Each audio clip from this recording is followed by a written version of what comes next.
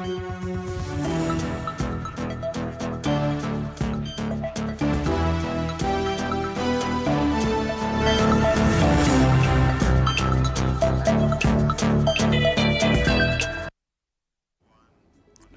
right, good afternoon. It is exactly 4 p.m. You're just in time for news now at 4 here on TV47. But first, the highlights.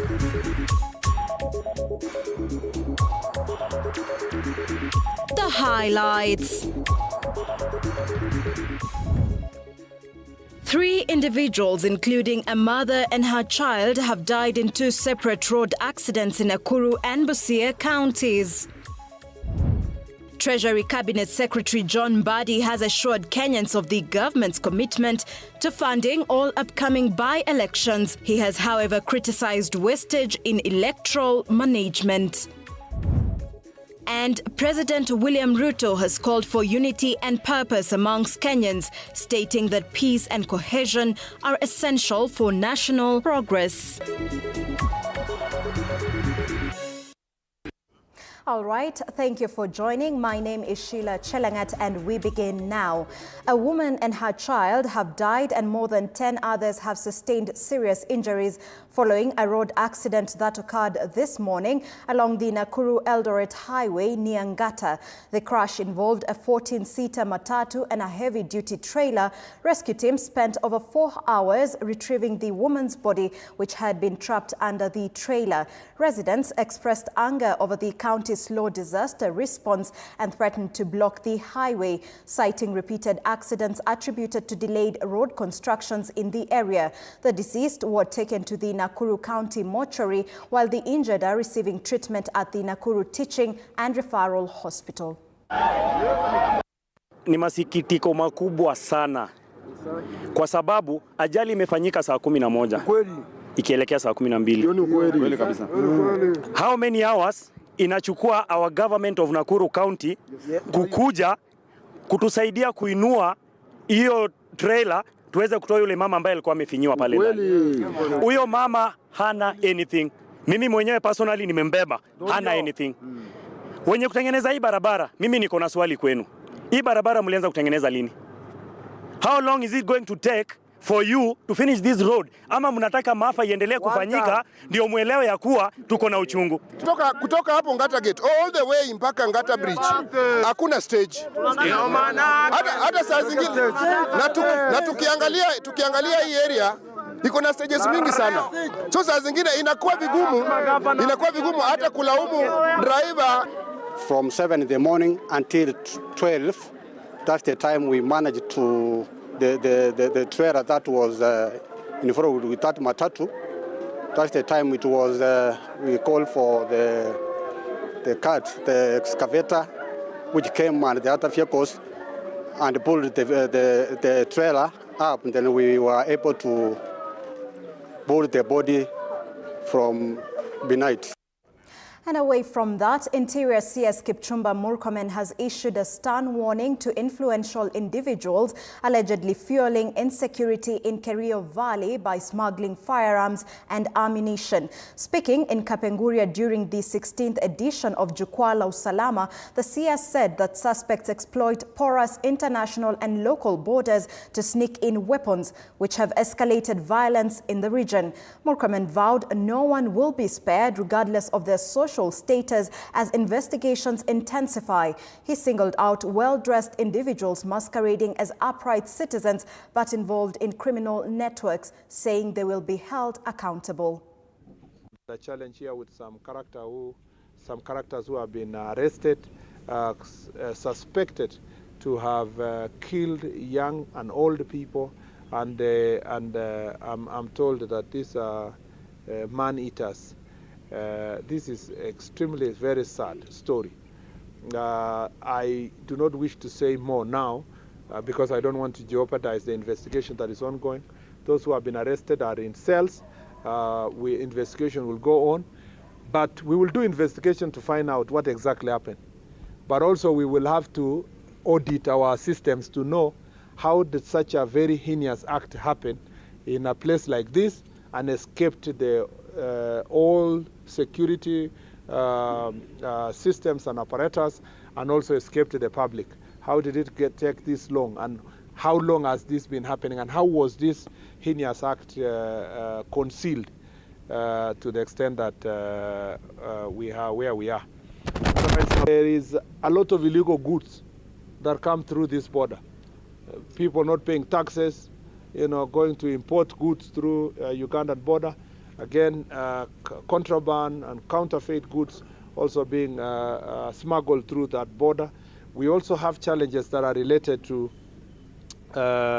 alcohol abuse, cheap alcohol that have terrorized young people here. I have told the security agencies in this county that we are not going to do their job. They must do their job. Also, church leaders and human rights activists have intensified calls for justice following the fatal shooting of youth during the Gen Z-led Saba Saba protests across the country. Speaking during a burial service at PCEA Church Gatundu North for Ian Joroge, a final year student allegedly shot by police during the Thika protests, religious figures and civil rights campaigners condemned extrajudicial killings. They demanded the arrest and prosecution of officers involved in the shooting, arguing that the victims were peacefully demonstrating before protests were infiltrated by violent groups.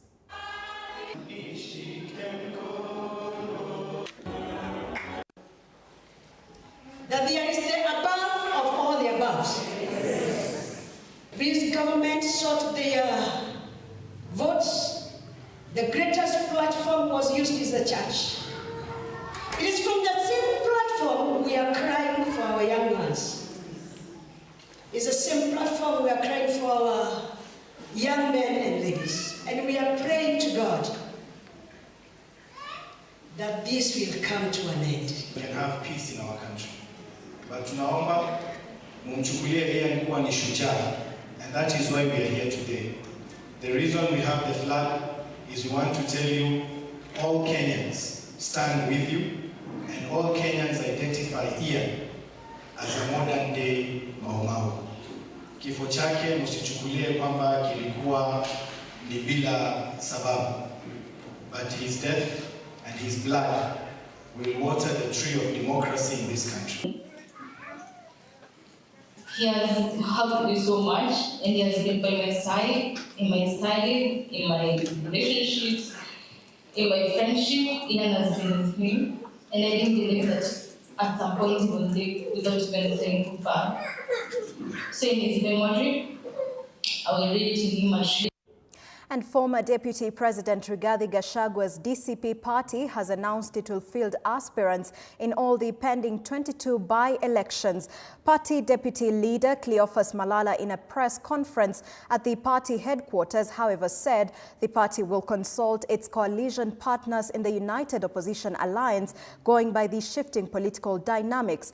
DCP has further announced former ODM candidate in the 2022 Banisa parliamentary by-election Adan Mohamed as its candidate in the forthcoming by-election, while lawyer Edgar Busiega will fly the party flag in Malava.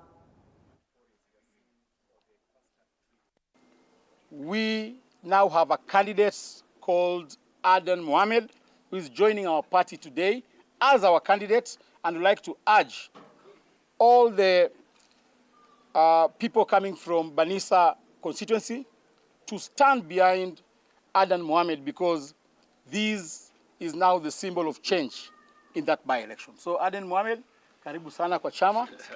Karibu sana. Asante sana. Asante, all the best. Thank you.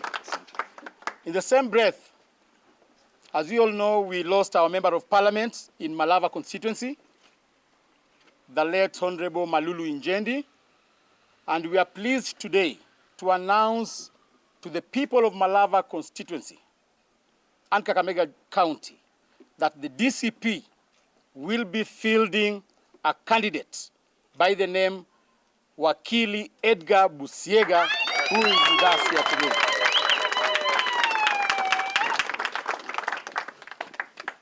Karibu sana Wakili. As you can see, these are young people. DCP is a party that believes in nurturing leadership, young leaders. And away from that, in a bid to strengthen early childhood education in northern Kenya, Governor Ahmed Abdullahi has commissioned 4 new classrooms and modern sanitation facilities at Hodhan Primary School and Barkwo Girls Primary School in Wajir County. Joined by officials from TICA and the UK's Foreign, Commonwealth and Development Office, the governor also oversaw the distribution of learning kits, including workbooks, picture books and teacher guides intended to benefit over 60,000 children across Wajir and Mandera. The initiative targets 571 ECDE centers and aims to promote equitable access to foundational learning in historically underserved communities. Hodhan classrooms and refurbished with the children's size equipment. So we also constructed another classroom for 40 in Barbako and renovated with another classroom. So we also now started to renovate and fencing in Furaha and also township primary schools. Inshallah, next year we will add 2 more schools, which is 4 classrooms. Working with the TICA on this partnership is the first in the world, where the UK is providing the soft side, which is teacher training, materials, and TICA is supporting us with infrastructure. The Inspired program has so far trained over 500 teachers in Wajir. I think the headmaster said that here there's only 5. In competency-based, inclusive and play-based teaching methods, 264 centers now have teaching and learning materials provided through the Inspired program. 13 instructional coaches and 19 master trainers who are mentoring teachers across the county have also been supported. DCI detectives are currently at the Naivasha residence of Member of Parliament Jane Kihara, reportedly after she failed to honor recent summons for questioning of her alleged misconduct. Their arrival disrupted an ongoing consultative meeting between the MP and sand harvesters from Mai Mahiu held within the compound. Kihara had been summoned over accusations of undermining the authority of a public officer. But in a statement dated July 14th, her lawyer Ndengwa Njiru challenged the summons, citing constitutional vagueness and legal invalidity. The legal team maintains that any action against the lawmaker must follow proper constitutional procedures as investigations continue.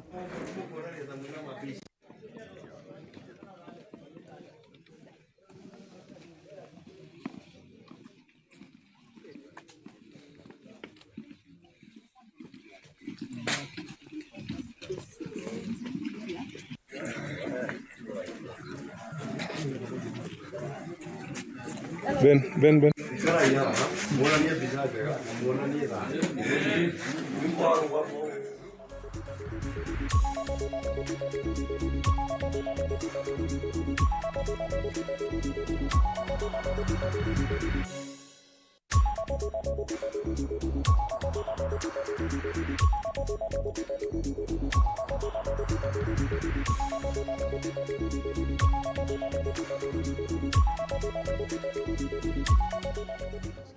Let's get sporty, and Kenya earlier today joined the global celebration marking the journey to the Glasgow 2026 Commonwealth Games with the ceremonial unveiling of the King's Baton, the official symbol carrying a message from His Majesty the King to all 74 nations and territories of the Commonwealth. Held in partnership with the British Council, the ceremony was hosted at the British High Commission in Nairobi and brought together 27 athletes, including elite performers and para-athletes. Among them were Rugby 7 stars and Olympians. Co-captain George Ooro, crowd favourites Patrick Odongo and Kevin Wekesa, both recently invited to join India's Rugby Premier League. Also present were seasoned athletics sprinters Boniface Moreza, Wiseman Were and Mike Mokamba, all with Commonwealth Games experience, alongside Paralympic para-power Asia Sururu.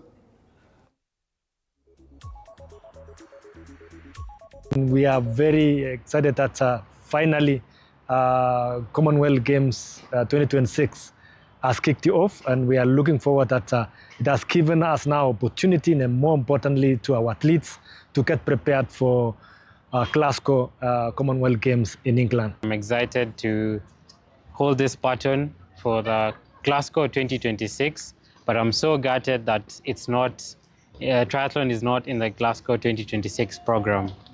However, I like the initiative on the environment. The influence that we can have as athletes is to bring our best foot forward in terms of making sure that we stay in a healthy environment, and especially these days to make our water bodies safe. The next year's team, Glasgow team, and as our water sport athlete, I think it is really important, because it's all about keeping the environment clean and more of prevention in terms of global warming. And every athlete will want an environment that is safe and clean. All right, that's all we had for you at this hour. More of those stories at 7 p.m. and 9 p.m. I am Sheilar Chelangat. Do enjoy the rest of your viewership.